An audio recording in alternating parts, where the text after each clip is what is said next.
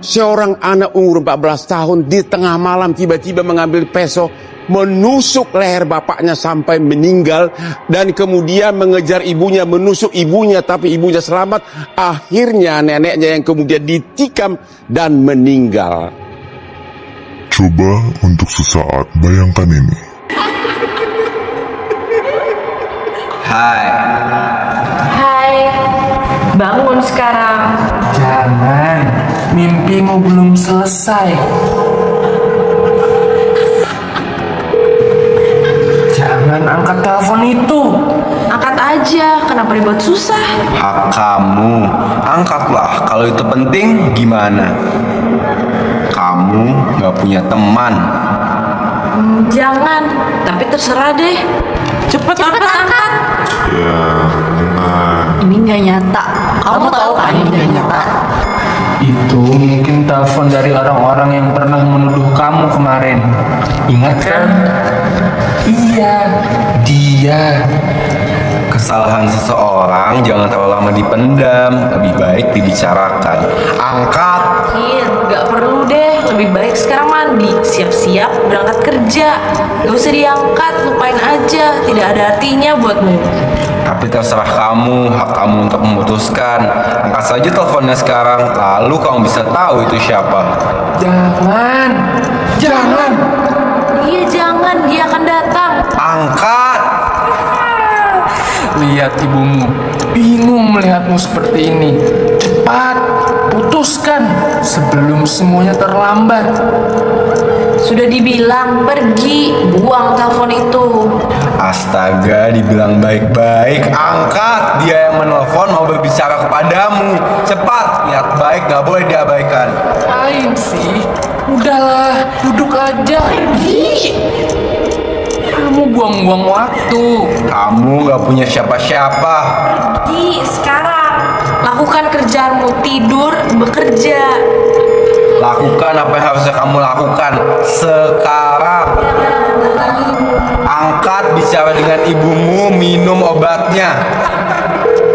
Sudah semakin dekat.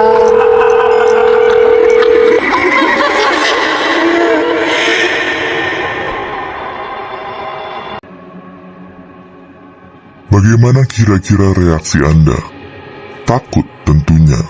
Nah, sekarang bayangkan hal yang sama terjadi setiap hari sepanjang hidupmu. Itulah realita bagi sebagian orang yang menderita skizofrenia. Apa sebenarnya penyakit ini? Apa yang menyebabkannya? Dan adakah cara untuk menyembuhkannya?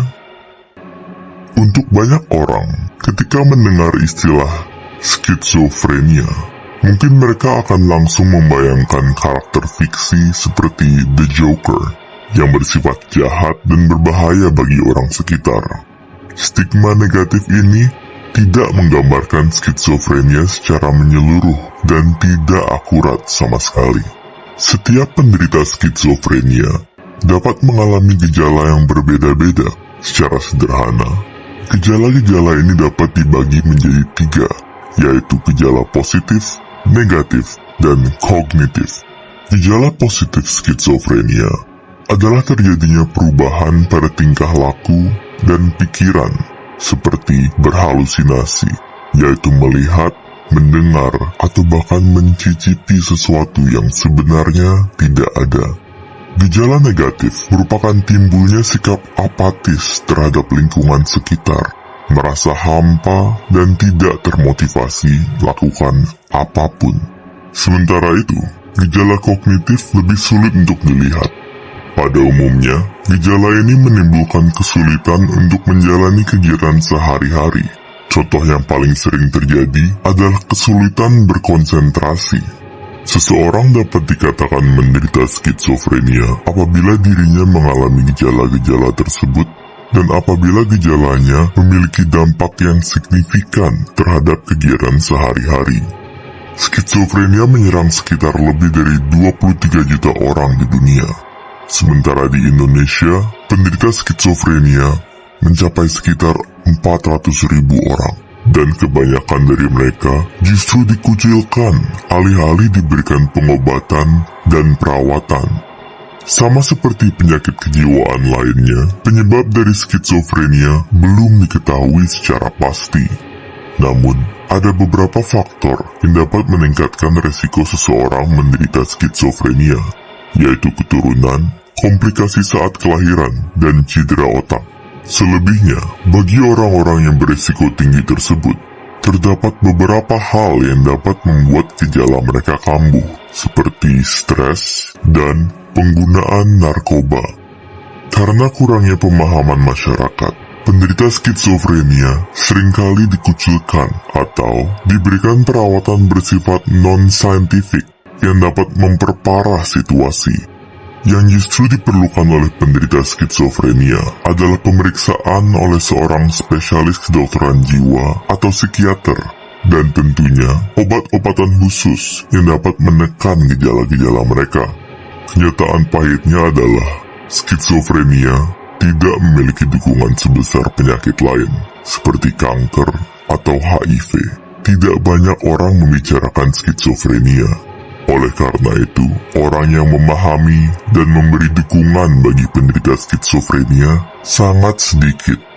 Menjalani hidup sebagai seorang penderita skizofrenia adalah menjalani hidup yang penuh kesepian.